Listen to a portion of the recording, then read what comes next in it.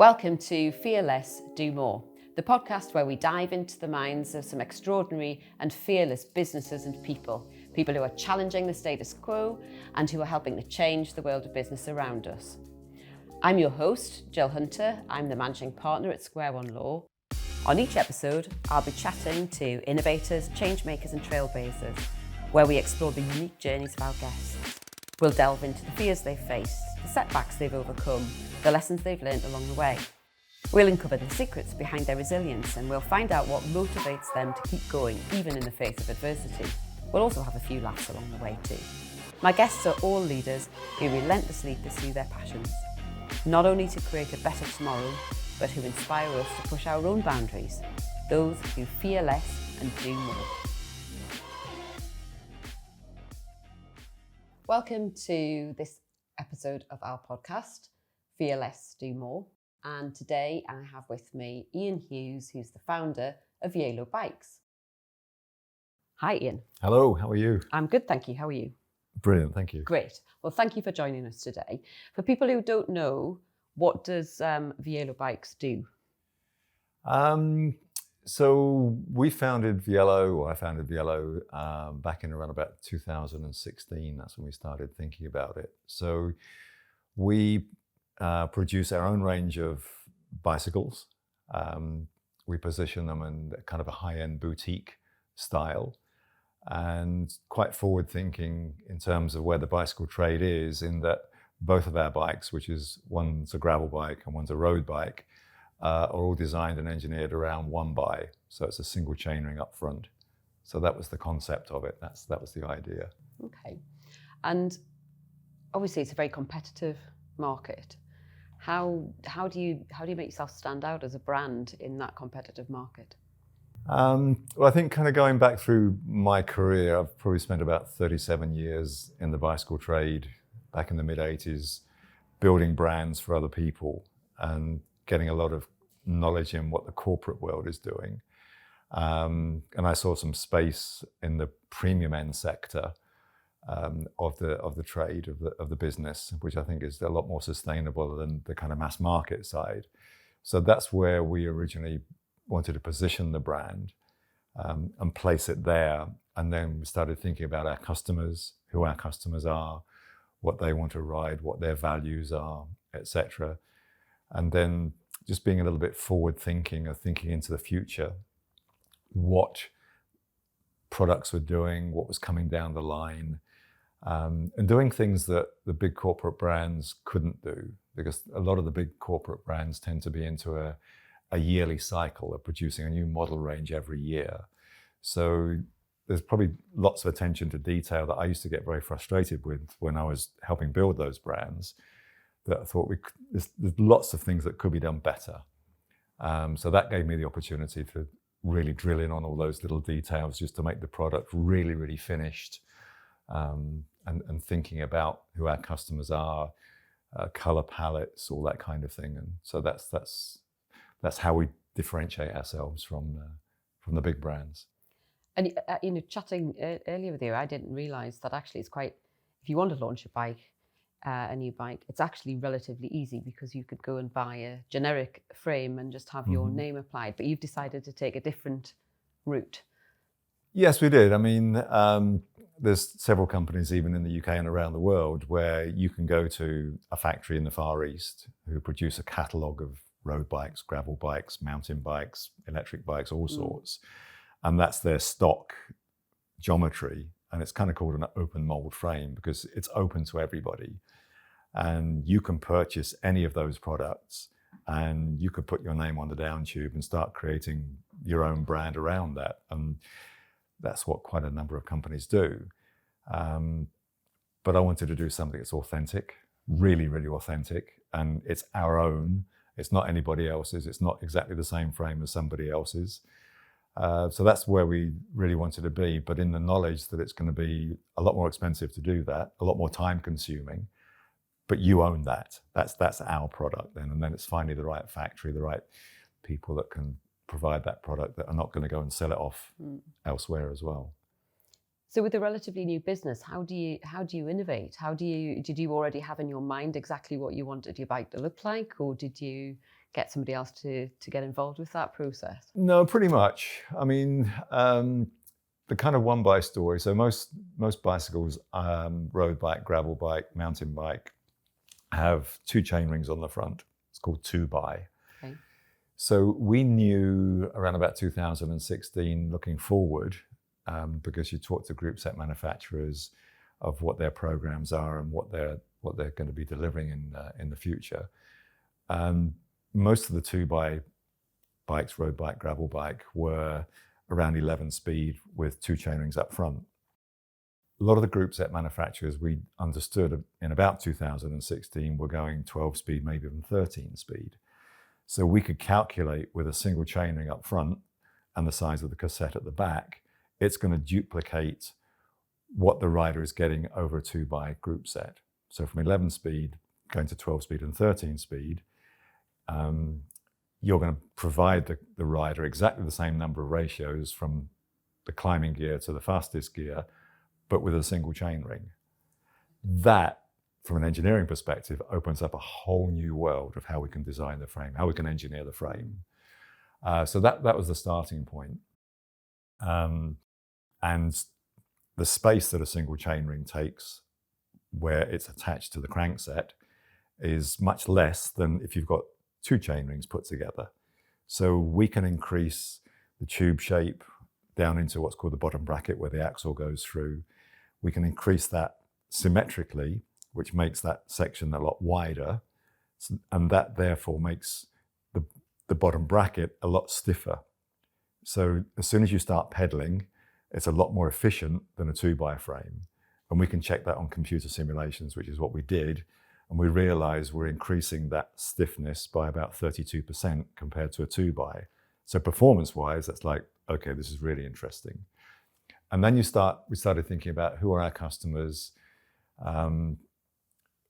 looking into what a lot of the big corporate brands do. They spend millions and millions on Tour de France, pro cycling, pro tour athletes, that kind of thing, which is great. But now I'm aware that the influence on consumers of what's going on in the tour isn't so great. And certainly the type of customer that can afford a pro tour style of bike are not built like pro tour athletes. They're not. So we have to take that into consideration as well, which is what we did. We also knew at that time rim width for bicycle tires, road bike especially, were going slightly wider, and the tire width was going slightly wider.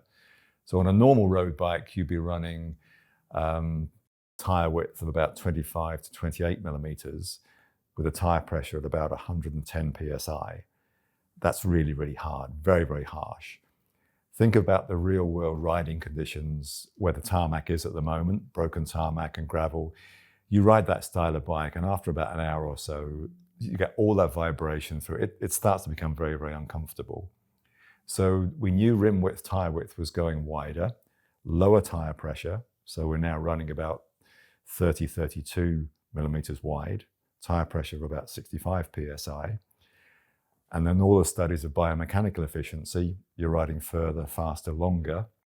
And it's a lot more comfortable to ride in, let's say, in the roads out in Northumberland or real road riding conditions. So the rider is going to be a lot more comfortable, less vibration, less fatigue by going wider tire width and rim width. So we can then engineer the frame to accommodate those wider tires. And then you can start talking about geometry. So how the rider sits on the bike as well. So going back to Pro Tour athletes and the Pro Tour bikes, they're restricted by geometry rules set out by the UCI. So there's certain restrictions of seat angle, top tube length, etc. That's all restricted under strict rules by the UCI. And what a lot of the Pro Tour riders want to do is bring their body weight and their hips slightly further forward over the crankset. But because they're confined by UCI rules, there's only a certain amount of seat angle they can bring slightly further forward. So what they've started to do was cut the nose of the saddle off, slightly shorten those saddles so they can bring their hips slightly further forward. We're not bound by those rules at all. So we can then adjust the seat tube angle slightly further forward and give the rider that opportunity to be more biomechanical efficient. Because our customers are not built like pro tour athletes, we're not offering them a super long top tube and a slammed riding position where the saddle's here and the handlebar is here. We can increase the head tube slightly taller. So overall, we can give the rider a lot more comfortable riding position, both physically with how they sit on the bike, comfort in terms of how the tire works with the road surface as well.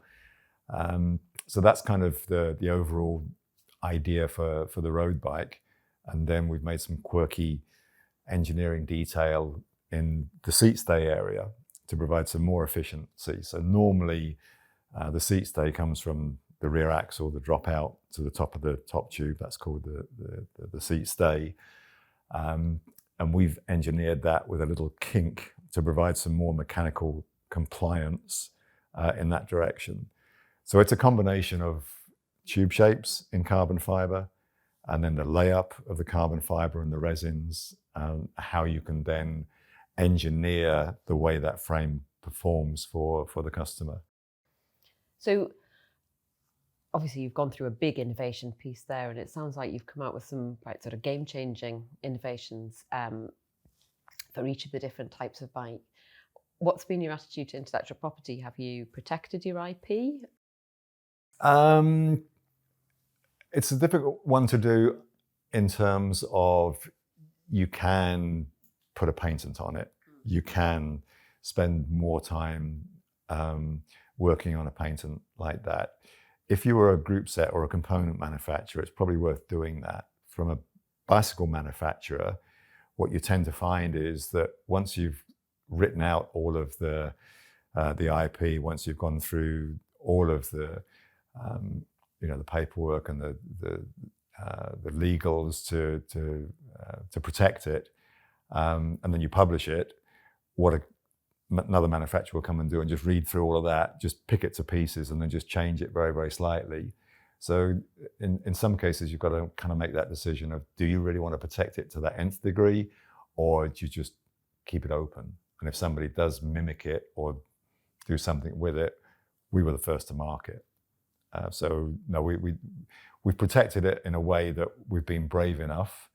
And so far, there's no other manufacturer that's produced a one-by road bike frame set yet. Brilliant. Well, that's a great achievement, isn't it, to be the first at doing something that's actually really successful as well. And yeah, we think it's been successful. I mean, when we launched it to the market, we knew that a lot of classic road bike cycling fans weren't going to get it. When we launched it and published it and had it reviewed, a lot of the reviews were, "Oh, who are this young upstart company? Who do they think they are? We've seen this happen before, and it's going to fail." And we knew that was going to happen.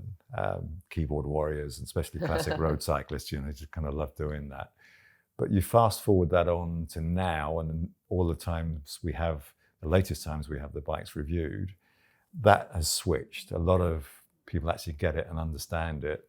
You're still going to get 20% that dislike it, or naysayers, or those keyboard warriors and those classic road cyclists. And there's a place for that. Don't get me wrong, we're not going to fight with them, because I think there's enough space in cycling to have all sorts of different groups. But I think we're nailing our flag to the mast that we are quite brave and forward thinking, and this is what we bring. And all the reviews that we've had kind of endorse that as well. So it then has some real validity. It's quite a challenge though, isn't it, to break into a market where that there are lots of very opinionated people and very set mindsets to then go, no, actually, we're going to do something different here, and we're going to stick to our guns, despite the fact the initial feedback is not overwhelmingly positive. When you set up the business, did you know that you were going to go into that sort of environment where it may be a challenge to convince people that there was a different way of doing things? Oh, very much so. Very, very much so. Again, kind of knowing consumers, especially cycling consumers and classic road cyclists, and I guess there's keyboard warriors, as I call them, in every area, but very much so on cyclists. They love to have their opinion and let it be known and share that voice. So we were aware that was going to happen. And then I guess it's how you react to that. Do you want to kind of jump in and say, you're wrong, we're right? or do you just carefully just keep your message running through, and we know some of it will stick. And we're always aware that, there's, like I said, I think roughly about 20%, I would say, we know are not going to like it. They're not going to get it. That's fine. There's no point in fighting with them. But gradually, you just keep that message, that clear, consistent message rolling through, and people get it. They understand it. That's how you position your brand and you build your brand. And obviously, you've had a lot of experience historically in building brands. Have you always been a cycling enthusiast? I think from a kid, very, very early days, when I remember living back at home, getting my dad's bike and trying to make it into a tracking bike and doing jumps and stuff like that and breaking frames and that kind of thing, was where I started. And then, kind of journey goes through different things into windsurfing and then early mountain biking. I think that's kind of rekindled the cycling enthusiasm. So yeah, that's kind of where that kicked back in again. It must be very rewarding combining sort of business and passion at the same time. Yeah, to be honest, I mean, most of my career has done that. It kind of started when I left school, did an apprenticeship in what was a British Leyland garage, and ended up doing a City and Guilds apprenticeship, Jaguar factory trained motor vehicle mechanic. So I've had the kind of mechanical bits and pieces, and then my career path went to DJing, to working on commercial radio, to windsurfing, to then mountain biking, and here we are. So it's been quite a journey. In 5 words, how would you summarise the features of that journey? That's probably a really, really interesting question, trying to think of 5 words to do that. But I guess it's kind of creative, it's resilient, it's obsession, it's agility, and probably collaboration, I would say, are the 5 words that I would choose. That's a really interesting choice. I mean, the one that stands out to me is obsession. Mm-hmm. What do you mean by obsession?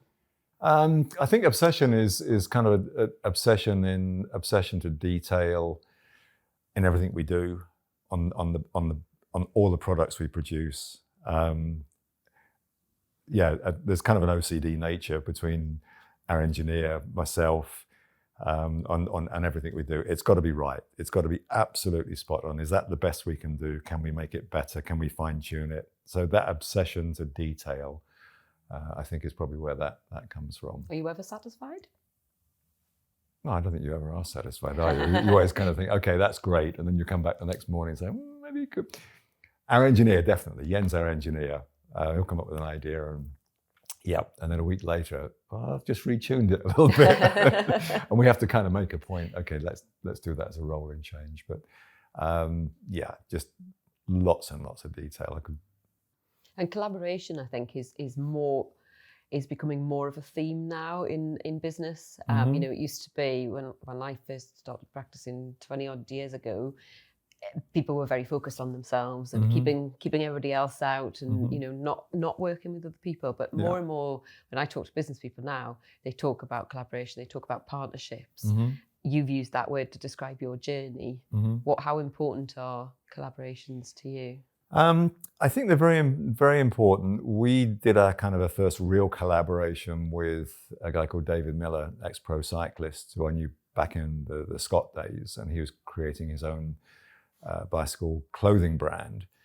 And he wanted to have a gravel bike to help launch his dirt collection. So we threw some ideas around on how that would look, and then came up with a collaboration with David Miller and Chapter 3, and we created a limited edition number of frames with his colorway, with his look. So that kind of helped him launch into that gravel sector, that dirt apparel sector, and it helped us give us a bit more brand width and credibility of our brand, working with David Miller. And off the back of that, we've got a number of other collaborations which we're just about to launch literally next month in California with 2 companies. Brilliant. What makes a successful collaboration then? I think it's the vision and the partnership from both sides. It really is. It's the harmony from both things that you're doing. So I tend to come up with an idea, run it past another company or another brand, and then get their ideas, and then we kind of work on it. And does it hit the spot? Yes, it does. And we'll know when we launch it, when we put it out there. But we're pretty excited. There's 2 new things that are coming up that are really, really exciting. Yeah. I can see that you're very excited. Yes, no, it's great. I mean, it's taken a while to get them there, Yeah. but they are just stunning. They're going to be a showstopper. Brilliant. Well, it's great that it's great to have those things in the pipeline. And is that, in terms of the ambition for the business, is it more of that sort of collaborative stuff? I think it's keeping new designs. Yeah, or? I think it's keeping an open space as well, because once we start getting not so much a reputation, but we're capable of thinking again slightly outside of the box and how we can do stuff. I don't see it's a must-have thing as part of building your brand. I think it's a nice to-have thing. And if you keep it in that way, then you're steering the brand in the way that you want to, but you're just adding some more bandwidth to it as well. And you work with your son, Trevor. Yes. What's that like, working with? Do you automatically assume the parent role in this? Or? That was kind of a nervous laugh, I think, from my point of the question. Yeah, I mean, when I first suggested Trevor comes into the business, he'd been at university, got a degree in business with a financial attachment. When I was working at Scott, Trevor would come and help me at different events, so he kind of had one foot in the bicycle trade anyway. And when I set up my own independent distribution company, I said, look, here's my vision. If you want to come and join me, great. If you don't, there's no pressure. And he said, no, I'd love to come and join you. And I think the working relationship with him, obviously being able to trust somebody implicitly in the business is really, really important. And then his role in the business as well, what he looks after. And then I kind of describe it as old school, new school. So I'm kind of old school, knowing the trade, the bicycle business, that kind of thing, which he'll come and ask me some questions about. He's new school in terms of digital, social media, that kind of thing. So we work off one another, pretty closely.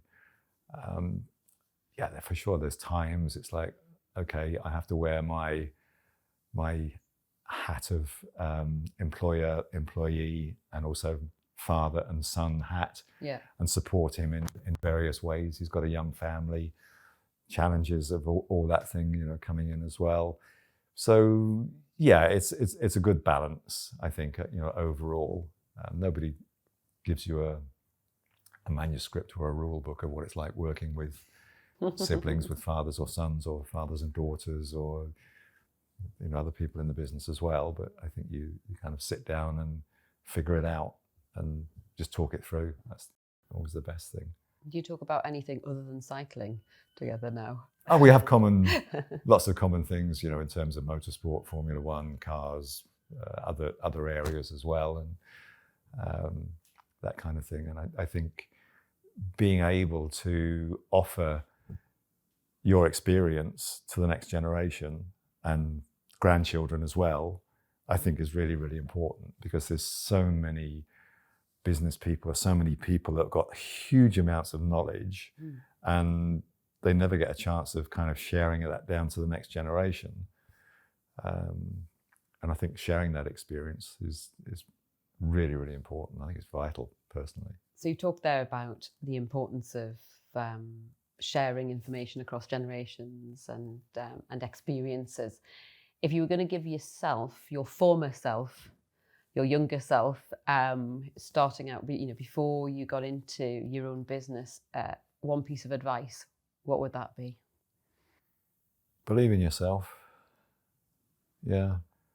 It took a while for me to understand.